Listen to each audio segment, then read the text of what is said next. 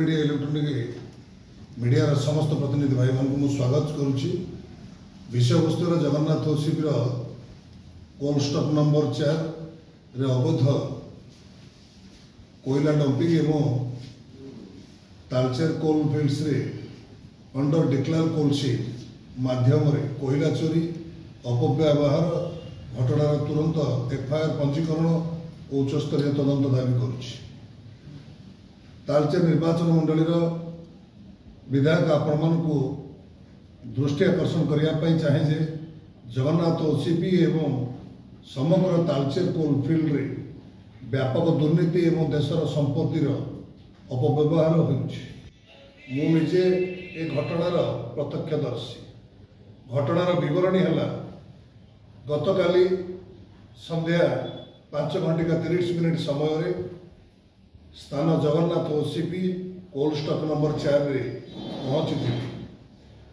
मो सूत्र विशेष सूत्र खबर पाई पहुंचला बेल को मेसेज बीएल नामक ठिकादारी संस्था डंपर गुड़िक बिना कौनसी अधिकृत अनुमति निमंत्रण किंबा रेकर्ड रे जगन्नाथ ओसीपी कोल स्टॉक नंबर 4 रे अवैध भाव में कोल डंपिंग करुवा बेले धरा पड़ा। दुर्नीतिर व्यापकता परवर्ती अनुसंधान जना पड़ी जे केवल जगन्नाथ ओसीपी नुह तालचेर कोलफिल्ड्स रे अन्य खनि रे मध्य एपरी दुर्नीति व्यापी। खनि रे थिबा किछि कोयला सीम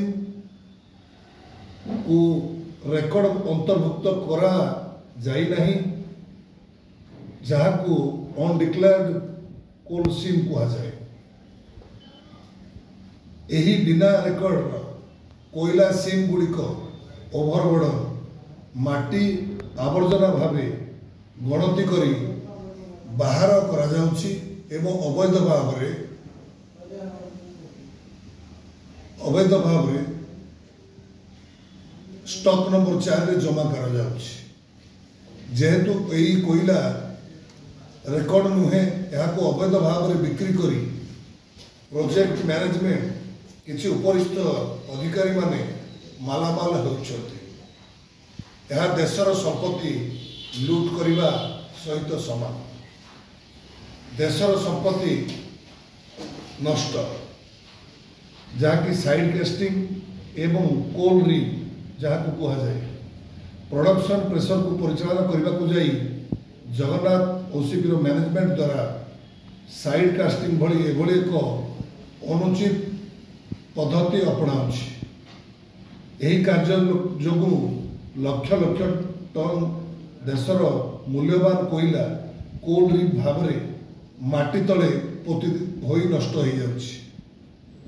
यार प्रमाण एबे चलीथिबा सीम 2 कोयला फेज सीम 2 कोल फेज रे उपलब्ध जहाँकि DD mines project officer project manager Jagannath OCP एवं मु सीधा सड़क जगह उपरକୁ ଯାଇ याकू परीक्षा निरीक्षा करिछु। यार प्रमाण चलीथिबा सीम कोल 2 फेज रे उपलब्ध एही भली देशर मूल्यवान संपत्ति को नष्ट करने को अधिकारी मानकू अधिकार देला किए। तालचेरवासी देशर उन्नति पई आमे भिटाबाटी देशर राष्ट्र उन्नति प्रगति पई आमे उत्सर्गीकृत हेले भिटाबाटी बलिदान देउथुबा बेले एभली भ्रष्टाचार असह्य।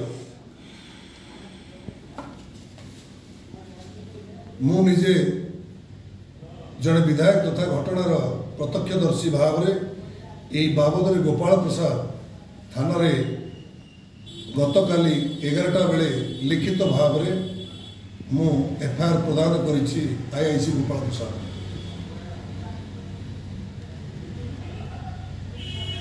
आपण मानक अनुरोध करा जाउछि जे एही दुर्नीति रे लिप्त थिबा समस्त भ्रष्ट अधिकारी एवं ठिकादार मानक विरोध में दृढ़ कार्यानुष्ठान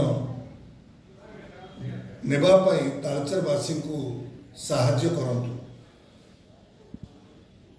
प्रथम दाबीटी है जगन्नाथ ओसीपी कोल स्टॉक 4 रे अवैध कोयला डंपिंग मामलें तुरंत एफआईआर कराଯାଉ एवं द्वितीय घटनाटी द्वितीय दाबीटी है घटनास्थल में सीसीटीवी फुटेज तुरंत जबत कराଯାଉ एवं तृतीय दाबीटी है कोल रिफ भाव में पोती दि जाइए पाखापाखि 2 लाख टन कोयला खोली ताकू उद्धार कराଯାଉ एवं चतुर्थ दाबीटी है ये दुर्नीति लिप्त थिबा समस्त अधिकारी एवं ठिकादार उपरे दृढ़ कार्यानुष्ठान निया जाए।